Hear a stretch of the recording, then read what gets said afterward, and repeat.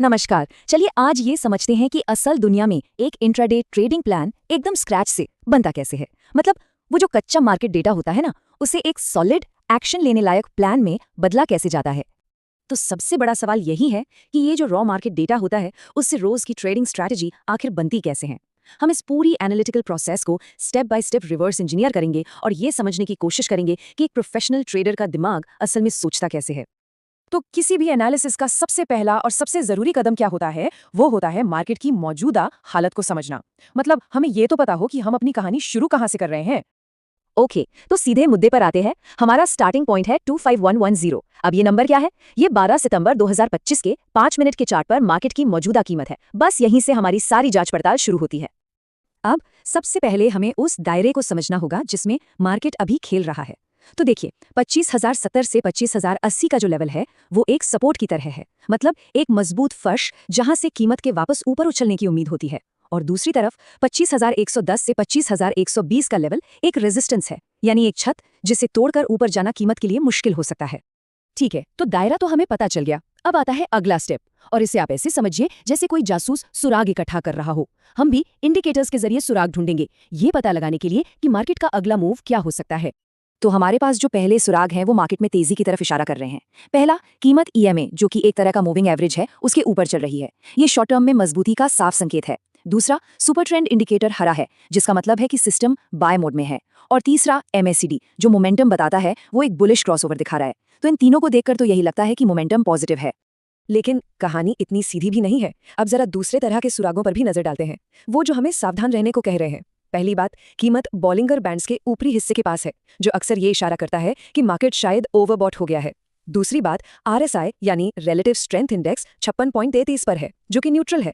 और सबसे जरूरी, एमएसीडी हिस्टोग्राम बता रहा है कि तेजी की रफ्तार अब धीमी पड़ रही है। तो मतलब माहौल बुलिश तो है, पर कुछ वार्निंग साइन भी है। तो अब हमारे पास बुलिश सुराग भी हैं और कुछ कॉशनरी सुराग भी। अब समय आ गया है कि इन सबको एक साथ मिलाकर दिन के लिए एक व्यू बनाया जाए, एक फैसला लिया जाए। देखते हैं कि पल्लक किस तरफ भारी है।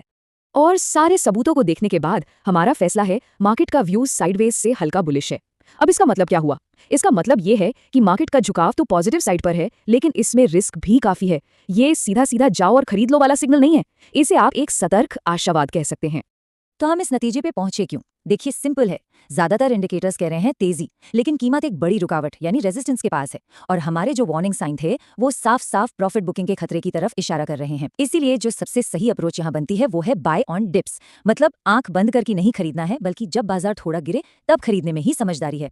तो अब तक तो हो गई सारी थ्योरी और एनालिसिस। चलिए अब इसे एक असली एक्शन लेने लायक प्लान में बदलते हैं, एकदम साफ साफ नियमों के साथ, क्योंकि असली पैसा तो एक्शन से ही बनता है, एनालिसिस से नहीं। तो ये रहा हमारा एक्शन प्लान, बिल्कुल क्लियर। पहला सिनारियो, अगर मार्केट 25,120 के लेवल को पार करता है तो हम खरीदने के बारे में सोचेंगे। हमारे टारगेट होंगे 25,150 और फिर 25,180, और हमारा सेफ्टी नेट यानी स्टॉप लॉस होगा 25,080।